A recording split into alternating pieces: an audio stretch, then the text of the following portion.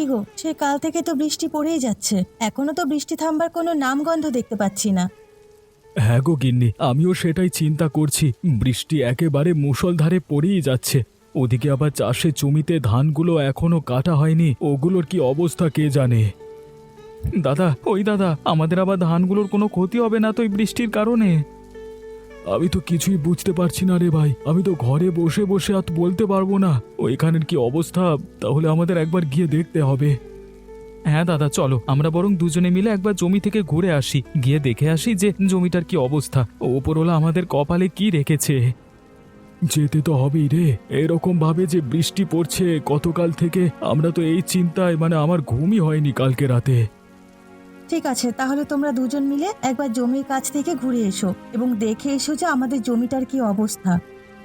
তাহলে কিন্নি, আমি আর ভাই যাচ্ছি, তুমি রান্না করে রেখো, আমরা মাঠ থেকে এসে খেতে বসবো। তোমরা চিন্তা করো না, তোমরা নির্দ্বিধায় যাও, আমি তোমাদের জন্য খাবার করে রাখবো। আর হ্যাঁ, তাড়াতাড়ি এসো, বেশি দেরি করো না কিন্তু। ঠিক আছে গিন্নি, আমরা যাব আর আসবো, তুমি এত চিন্তা করো না। আর তোমার তো বোন বাড়িতেই আছে, আমাদের যদি আসতে দেরি হয় তুমি তার সাথে একটু গল্পগুজব করবে। আচ্ছা ঠিক আছে, তাহলে তোমরা এখন যাও।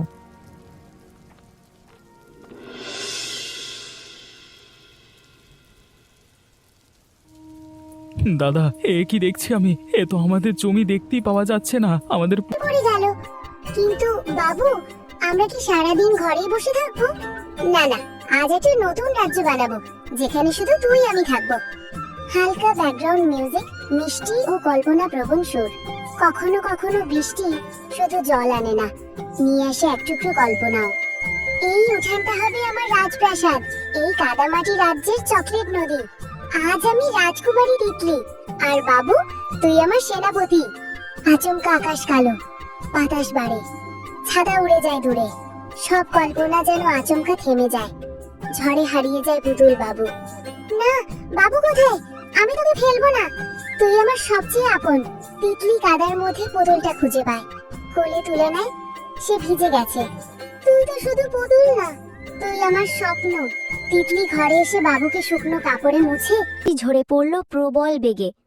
জল ঝমঝমিয়ে পড়ছে, খালের জল ফুলে উঠছে। জালের ফাঁকে এবার যেন একটু বড় কিছু ধরা পড়েছে। বৃষ্টির মাঝে দাঁড়িয়ে নীরব ভাবে, এই একই জায়গায় সে বাবার সঙ্গে এসেছিল বহু বছর আগে।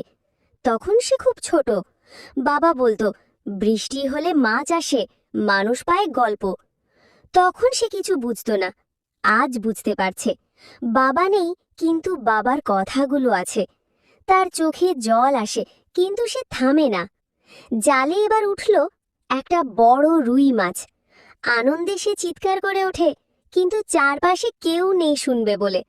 তবুও মন বলে, বাবা শুনছে কোথাও থেকে। বৃষ্টি আস্তে আস্তে থেমে গেছে, সূর্য ডুবে যাচ্ছে পশ্চিম আকাশে। নীরব হাতে শুরু করে। এই পরিবেশটা বদলে যাচ্ছে, কিন্তু হৃদয়ের গভীরে কিছু স্থায়ী হয়ে যাচ্ছে। রাহুল আজ কথা না বলেও সব বলে ফেলেছে। তার চোখের চাহানিতে, হেসে ওঠা মুখে, ছেঁড়া খাতার পাতায় বন্ধুত্ব জমে আছে। গ্রামের রাস্তা আবার মাটিতে ঢেকে গেছে। তারা ফিরে আসে, ছাতা হাতে, মাথার উপর আকাশ। দুজনেই চুপচাপ হাঁটে, কিন্তু মনে আর একটা বালকের আনন্দ, এগুলো সব সময় থাকে। পরদিন আবার দেখা হবে, নতুন দিনের সঙ্গে, নতুন খালের ডাকে। একটা বৃষ্টি ভেজা সকাল, চারদিক ধূসর, কুয়াশায় ঢাকা উঠান।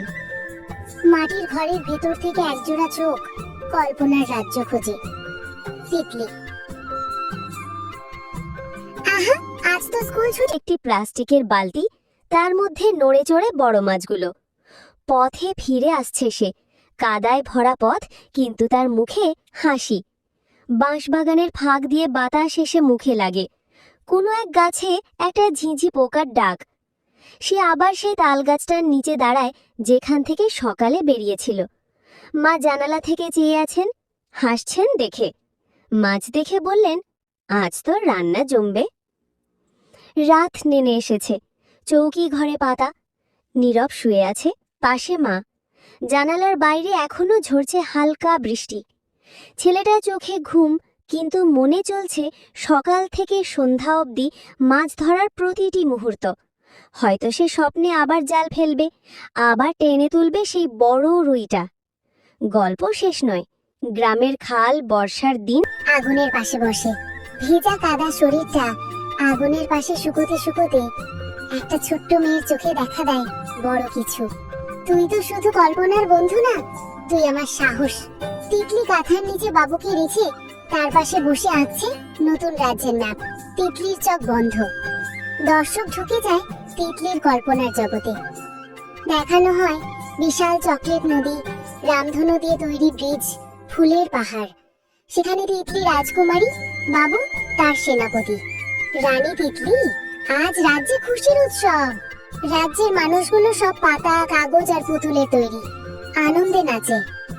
কল্পনার রাজ্যে দুঃখ থাকে না। সেখানে যাদের আমরা ভালোবাসি তারা কখনো দূরে যায় না। বাইরে বৃষ্টি থেমে গেছে। তিতলি ঘরের কোণে বাবুকে কোলে নিয়ে শুয়ে, শান্ত সুর, ঘুম পাড়ানোর মতো মিউজিক। তুই থাকলে আমি একা না, তোর সাথে সব পারে আমার মন। একটা বৃষ্টির দিনে এক ছোট্ট মেয়ে শিখে যায় সবচেয়ে বড় বন্ধুদের আমরা চোখে দেখি না, অনুভবে রাখি। সকাল, একটি পুরনো গ্রামের রাস্তা দিয়ে রফিক তার নানার সাথে হেঁটে যাচ্ছে। রফিক দেখতে পাচ্ছে গ্রামের বাড়ির ছাদ থেকে পানির প্রবাহ নেমে আসছে। আকাশে মেঘ জমে আর রফিকের মুখে এক ধরনের হতাশা। রফিক, নানা, আবার কি বৃষ্টি শুরু হলো? এবার তো আর জমি ভিজে যাবে, সারা ধান নষ্ট হবে। নানা হেসে, ধৈর্য রাখো পুতু, সবকিছু নিজে থেকে ঠিক হয়ে যাবে না। গাছের মতো তোমাকেও শক্ত হতে হবে। রফিক চিন্তিত ভাবে সামনে এগিয়ে যায়। সে জানে তাদের দরিদ্র পরিবার বৃষ্টির কারণে কিভাবে ক্ষতির সম্মুখীন হয়। ক্যামেরা রফিকের চেহারা থেকে তার হাত পর্যন্ত ফোকাস করে। তার হাতটা ধান কাটার জন্য প্রস্তুত, কিন্তু সে জানে তার পরিবারের কি অবস্থা। ধান খেতে রফিক ও নানা ধান কাটতে মাঠে পৌঁছায়। প্রচুর পানি জমে গেছে। রফিকের পা কাদা। গ্রামটা যেন ঘুমিয়ে আছে। টিনের চালে টুকটাক শব্দ, তাল গাছের পাতায় জমে থাকা জলের ফোঁটা এক একটা সময়কে। আর বাইরে শুধু জল জল আর জল। এই জলে কোনো কষ্ট নেই, আবার কোনো আশ্বাসও নেই। ঠিক তখনই দরজায় ধ্বনি, হালকা লাজুক এক টোকা। রাহুল চমকে ওঠে। এতক্ষণ ধরে যে নীরবতা জমে উঠেছিল এক মুহূর্তেই ভেঙে গেল। দরজার সামনে দাঁড়িয়ে মিনা। তার গায়ে একটা পুরনো ছাতা, কিন্তু তাও ভিজে গেছে। চোখে চঞ্চলতা, পায়ে কাদা। সে কিছু বলে না, শুধু হাসে। রাহুলও কিছু বলে না, শুধু পেছনে যায়, খাতাটা বন্ধ করে এবং তারা দুজন এক। প্রকৃতি, নিজেদের, ছাতা, নদী, এ যেন এক নীরব খেলা যেখানে শব্দ নেই কিন্তু অনুভব আছে। একটা হাওয়ার দোলা আসে হঠাৎ, পাতাগুলো দুলে ওঠে, দূরে বিদ্যুৎ ঝলকে ওঠে। আকাশ যেন চোখ মেলে তাকায় তাদের দিকে। তারা ভয় পায় না, কারণ এই ভয়ের মাঝেও তারা একে অপরকে ধরে রেখেছে। জীবনের প্রতিটি একাকিত্ব যে বন্ধুত্বে ধুয়ে যেতে পারে তারা যেন বুঝতে শুরু করেছে। বৃষ্টি কিছুটা হালকা হয়, সূর্যের লুকোচুরি আলো পাতায় পড়ে। পাখিরা যেন ফিরতে সাথে বেরিয়ে পড়ে, কোথাও কিচ্ছু না বলে, শুধু হাঁটা বৃষ্টির সঙ্গে সঙ্গে। পথটা কাদায় ভর্তি। পুকুরের পাশ দিয়ে হেঁটে চলেছে তারা। মাটির গন্ধ, পুকুরের ধীর ঢেউ, গাছে জমে থাকা জলের টুপটাপ শব্দ, যেন সবার মাঝেই লুকিয়ে আছে এক গোপন ভালোবাসা। বটগাছের নিচে এসে তারা থামে। এখানেই ছেলেবেলার প্রতিটি মুহূর্ত লুকানো থাকে। আজকে সেই গাছের পাতা থেকেও যেন তারা কথা বলছে। রাহুল তার খাতা খুলে মিনাকে দেখায়। আঁকা ছবিটা দেখে মিনা অবাক হয় না, হাসে শুধু। বৃষ্টির শব্দের মাঝে সে হাসি যেন সবচেয়ে উজ্জ্বল সুর। মাটিতে বসে তারা একসাথে আঁকে তো করে ফেলে দিচ্ছে মাটিতে। দূরে ঝিঝি পোকার ডাক আর মাঝে মধ্যে কাকের আওয়াজ। প্রকৃতি কথা বলছে আজ। একটা ছোট্ট কুড়ে ঘরে রাহুল বসে আছে, চোখ তার জানালার ফাঁক দিয়ে বহু দূর তাকিয়ে। মেঘের নিচে বসে থাকা এই শিশুর মনে চলেছে নিঃশব্দ চিন্তার ঢেউ। যেন বৃষ্টি তাকে কিছু বলতে চাইছে। রাহুলের ছোট্ট খাতা খুলে রেখেছে সে। তাতে আঁকা নদী, গাছ, আকাশ আর একটা মুখ, যেটা খুব ধীরে ধীরে স্পষ্ট হচ্ছে। সে জানে না কেন, কিন্তু প্রতিদিনই মিনার ছবি আঁকতে ইচ্ছে করে। আজ স্কুল নেই, মা বাবা খেতে গেছে, সারা গ্রাম যেন একা হয়ে গেছে তার মতো।